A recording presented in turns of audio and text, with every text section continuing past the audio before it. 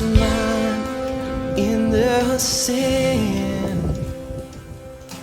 Where will you stand?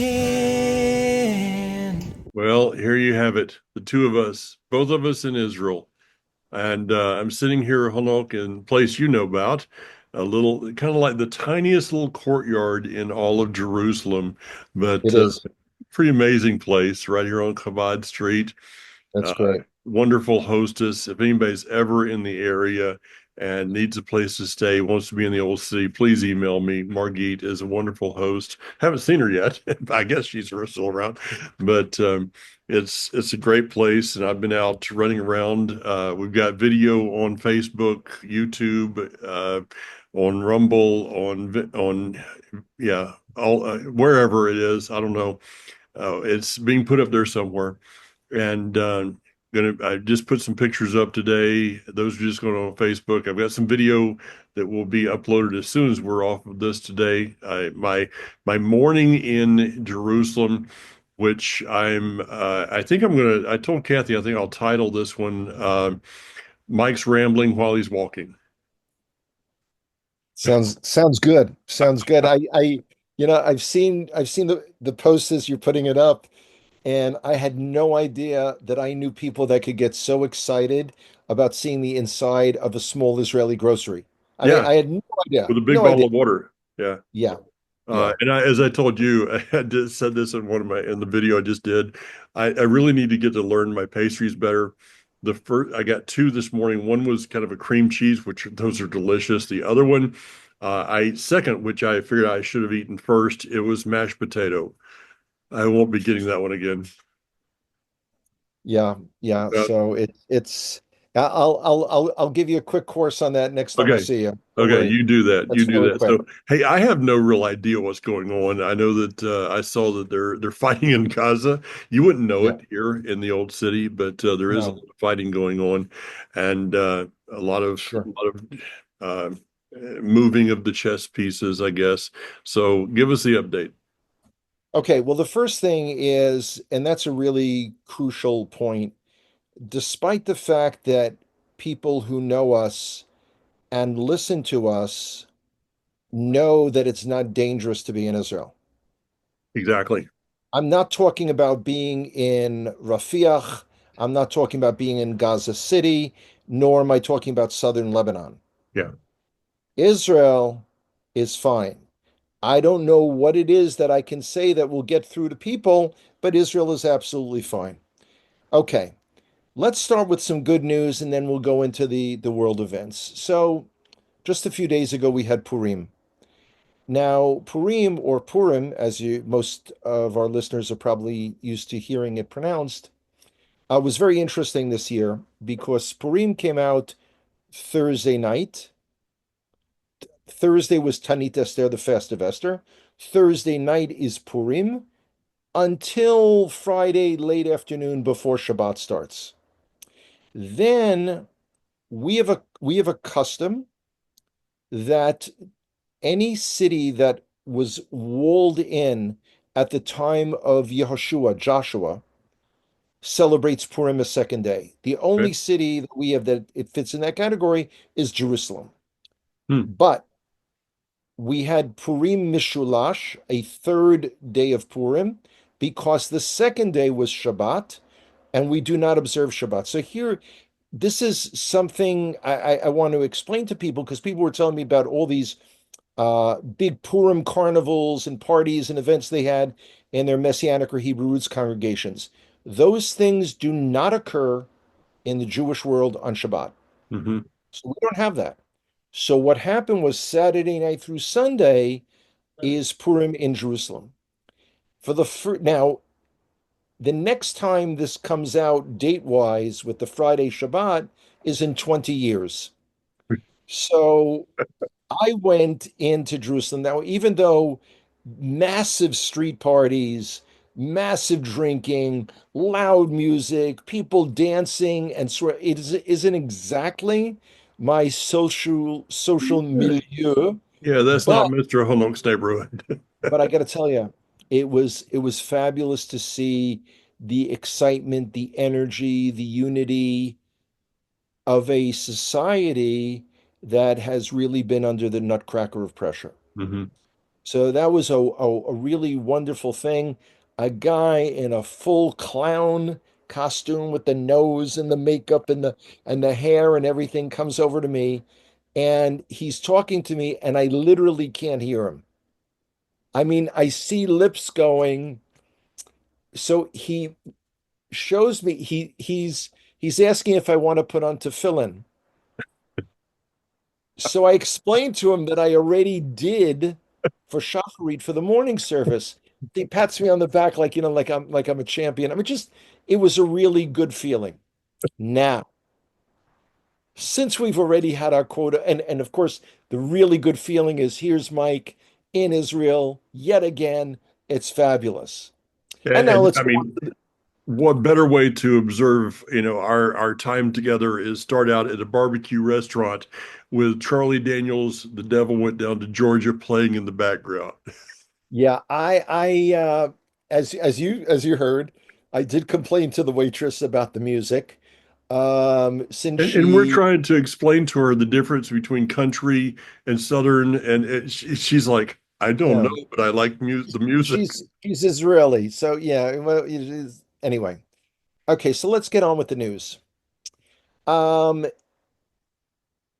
one of the things I say a number of things that irritate some people some of the time, some people all of the time.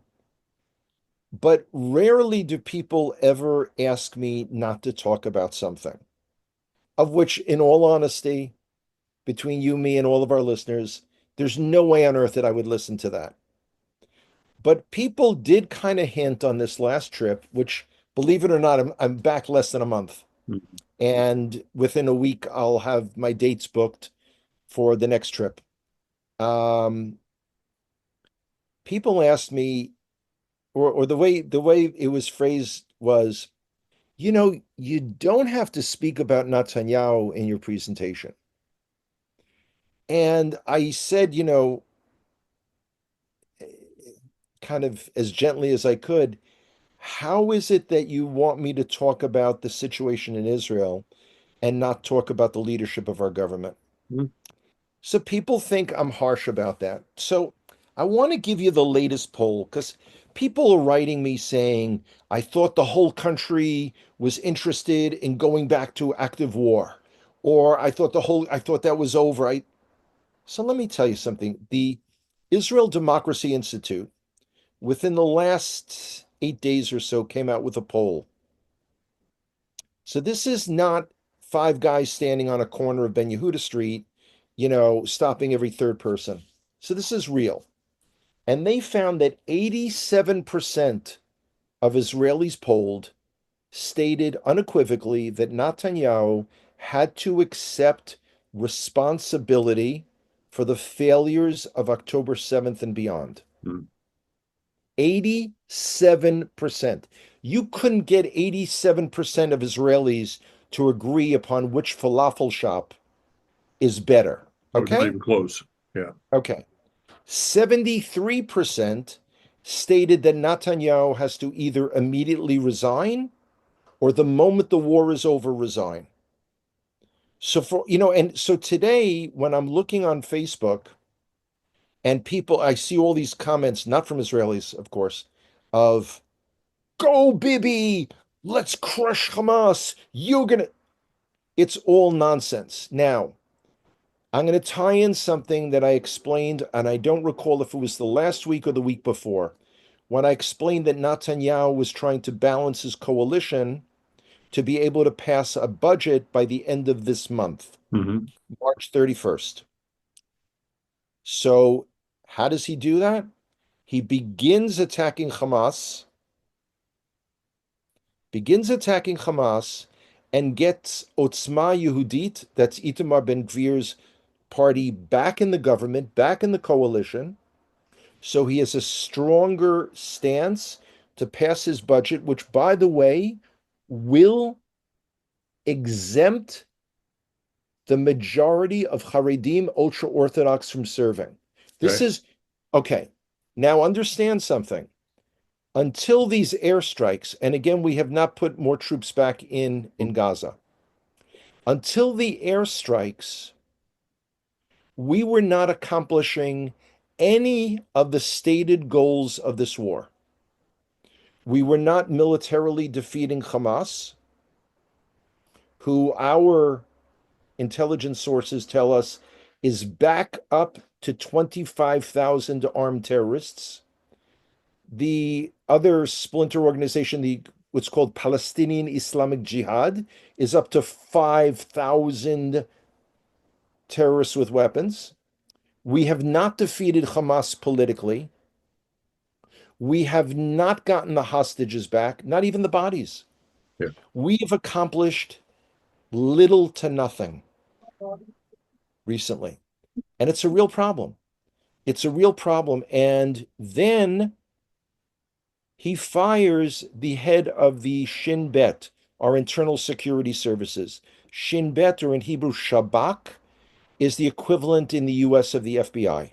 Yeah. Mossad is the external security. Shin Bet is the internal security. Shin Bet made all of the bad decisions. They weren't the only ones, but they're the ones that made the assessment that Hamas was not a threat and agreed that we could have, barely any troops on the border. So why, after 17 months of this war, why is the head of the Shin Bet being fired by Netanyahu now? Well, guess what, boys and girls? Within the last few weeks, the Shin Bet, the internal security, has been doing an inquiry which found, shockingly, that money from Qatar was making its way to Netanyahu and his associates. Mm-hmm. Now, I know there are people out there that are still not going to believe this, and I'm not a conspiracy theorist. This is all published information. It's all rotten. And I got to tell you, when I give my opinion on things, people are more than welcome to disagree. But when I give you the facts about Netanyahu and you dismiss me on that, as a couple of people in a few locations did, I gotta say, y'all gotta stop brushing your teeth with the Jack Daniels, Well, Really. I can tell you in conversations I've had already, and I haven't been in the land almost 24 hours now, that I've seen that same sentiment regarding where Netanyahu stands. Yeah. I had one conversation and somebody said, well, I think that overall, Bibi might have the desire to do the right thing. I said, but no backbone. And the person said, absolutely. You may have desire to do something right, but which we could question that. But if you don't have the backbone to carry it out, it doesn't matter what your desire is. Here it is. For several weeks, we had no ceasefire. Ceasefire was over. Mm-hmm. We were not negotiating for the hostages. Mm-hmm. No hostages were being released. We were no closer to getting Hamas out of power. And nothing happened. Nothing happened because it required a decision to move in a particular direction. So Mm-hmm. people will say, well, he made the decision finally. Well, he made the decision because he needed to shore up his coalition to be able to pass the budget vote. It's beyond pathetic. It's And now beyond we pathetic. have soldiers going back in. We talked to I introduced you to a soldier who Yeah. I know last night, and he had been in Gaza for quite some time. He'd been in and out.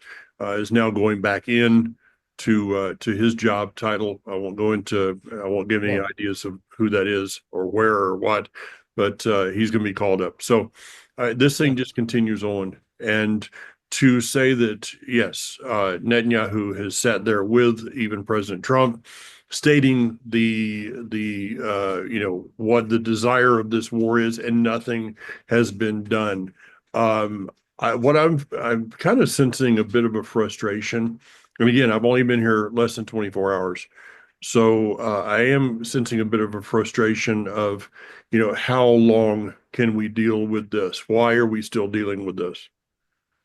Because we're not accomplishing the goals. Yeah, yeah, We're not accomplishing yeah, any of the goals. yeah. So how Uh, long do we just continue with status quo right. when there are hostages there?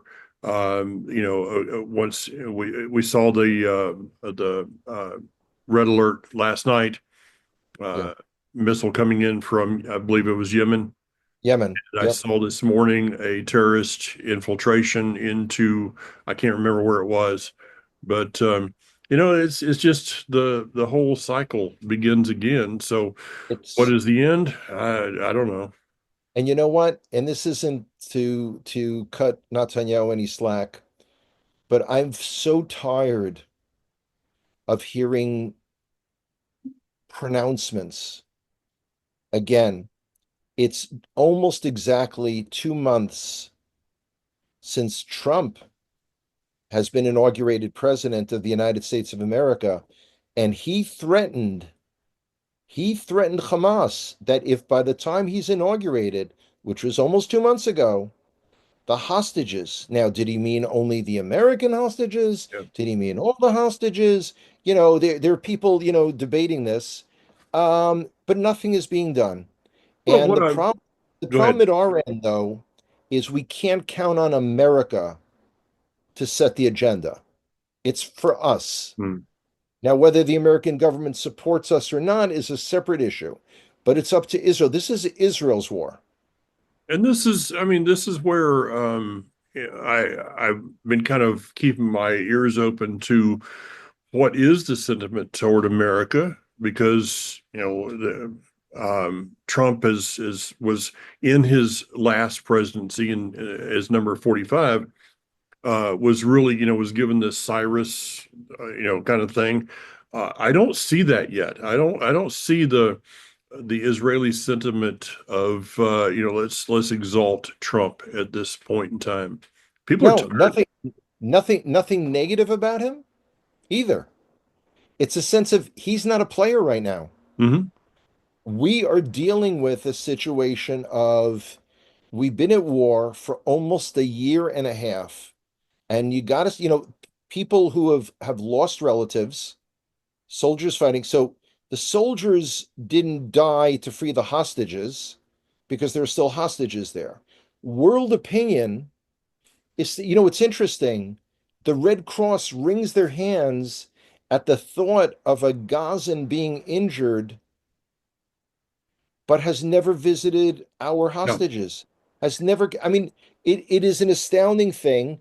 The Whether America will actually wind up deporting the terrorists in America who violated the conditions of their green cards and visas remains to be seen.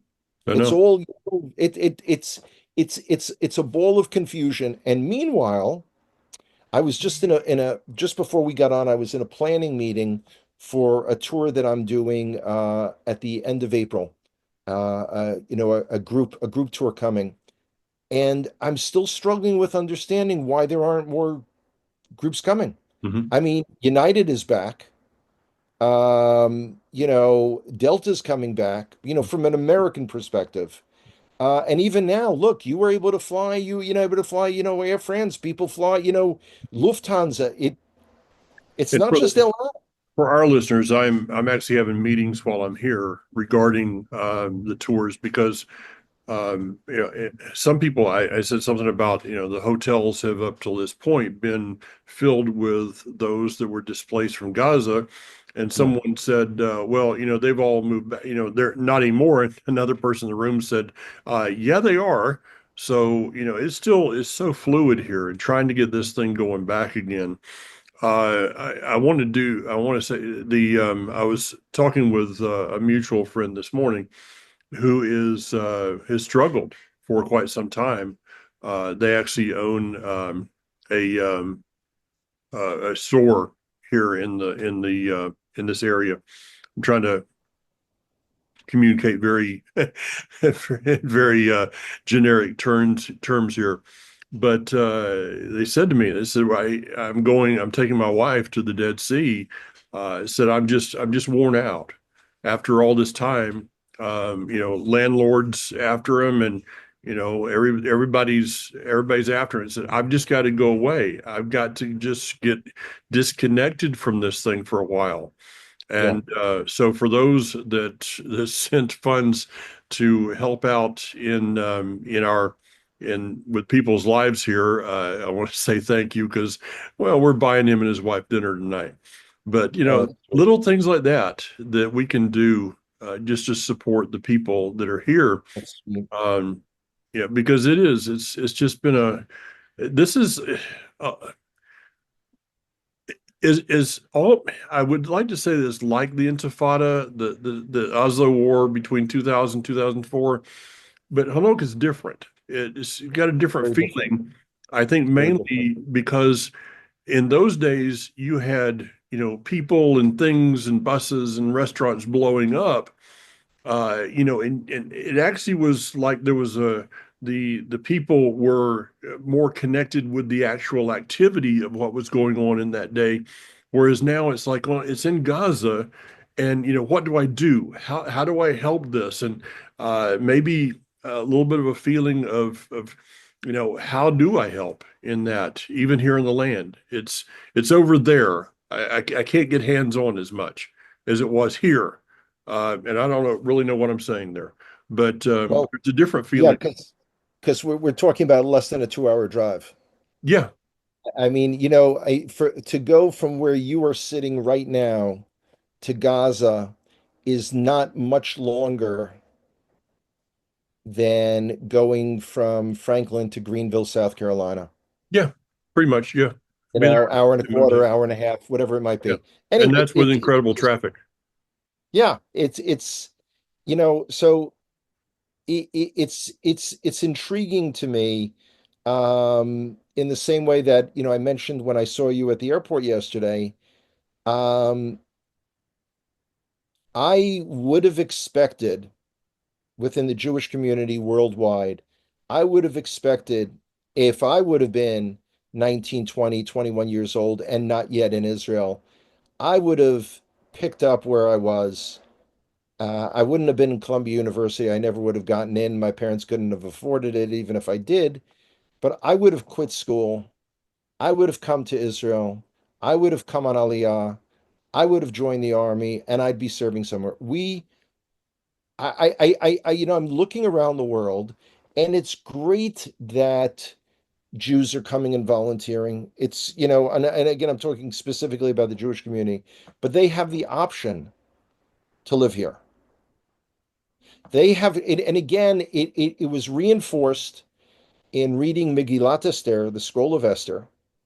The decree comes out that the Jews of Shushan are going to be slaughtered.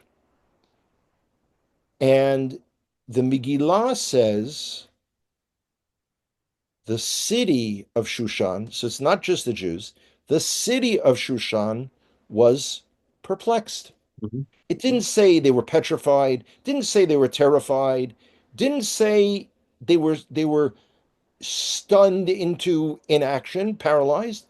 They were perplexed. They were like, huh? What's going on here? I see that worldwide with massive Jew hatred, and I don't see enough of a response in the Christian, Messianic, and Hebrew roots communities either. One of the easiest things that people could do is educate themselves. And instead, here, we're putting out this latest Israel update. We've been doing it since January 28th, 2020. Thank you, President Trump, first time around, for inspiring us. I'm wondering how many people are going to see it. Instead, they'll seize upon whatever is popping up on Instagram or on their Facebook feed and share that and say, look, because I can't tell you, I got two notes ready this morning because someone in our government said, and you know what? If the hostages are harmed, we're going to take parts of Gaza. Ooh, what about all the hostages that have been harmed for the last 17 months? What You about know, those that were assaulted and raped and tortured? What did we do? yeah. And I've already heard a story. I cannot even relate it online. A story that happened with two of the children was just overwhelmingly, yeah. I, in the midst of it, hold on. I get it. Okay, I get it. Why? Because I was flipping through trying to, before going to bed last night, flipping through, I finally found English on the television. I finally found Fox News, and the things that the news was talking about last night. I was just sitting there thinking how irrelevant this is, how meaningless some of this is, and that you really have to go out of your way to be serious about life today, to be involved in Absolutely. what is truly life. I think you have to go out of your way to find it, and that's a challenge. It's a challenge for all of us. It's so easy to kind of disconnect from things, but you get here and hey, hello, Dove. Had Dove, wants to come and watch and be a part of our program. But you get here, and all of a sudden, the world makes sense here. The situation and what's going on may be all over the place, but the world begins to make sense when you start walking through the city, seeing the stones and wondering what have those stones heard, the conversations, the what have they seen, the 67 war and all of this stuff's going on. And this place just brings the world together for me and brings me back to a place of being on track. Absolutely. Yeah. Absolutely. So, I started off mentioning about Purim and the wild partying in the streets. How many of these guys are back in uniform in the next few weeks? I yeah. mean, that's the thing that's amazing about society here. And when people everything has changed. The very restaurant that we went to last night, Harvey Smokehouse, doesn't open anymore before 5 o'clock. They don't have a lunchtime business anymore. So every little thing has changed. The Well, hours of the shops in the old city have changed. yeah, the Cardo was opening again. The construction is done. They were starting to open this morning.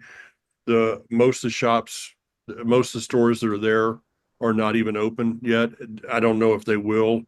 Um, I'm hearing from various others, they're just barely making it. Rent here is horrendous, but what's Yeah, the options? You stay at home, you do nothing. No, you can't. You have to continue to live life as best you can. And right. I'm just thrilled that we can help in some small way here. That's And fabulous. just That's being here, wonderful. I went and got pizza a little while ago. Surprise, surprise. And the guy Ellie that I met and talked to, he's like, "So who are you, and why are you here, and all of these things?" And he says, "Oh, you should make Aliyah." And I'm like, "I can't explain to you why I Yeah. can't make Aliyah." Um, but they're just reaching out. I feel what I've seen is people are just reaching out to me, to anybody, just as kind of a lifeline almost of some resemblance of normal that they're trying to find. I don't know. Mike, when we were walking down from Shkalim last night, and I mentioned about how few people were out. What I didn't mention, but to me was obvious, other than us, I didn't hear anyone speaking English. No, no, very few, very few. So, Um, yeah, it is. Speaking of Shekalim, I have a appointment up there, and I have a coffee appointment I got to go to. So, Bezrat Hashem, maybe see you tomorrow. yeah, I think I'll be coming into Jerusalem in the afternoon. I have some Okay, things to talk. I'll send you a message later. okay, sounds good. We'll see if we can coordinate. Okay, all right. And guys, everybody, on Facebook, YouTube, Vimeo, Rumble, check the videos out of Mike rambling while he's walking. And share it, comment on it, do whatever. I'm keeping up with all those things. So Sounds great. till tomorrow. Sam, take care, man. Bye bye.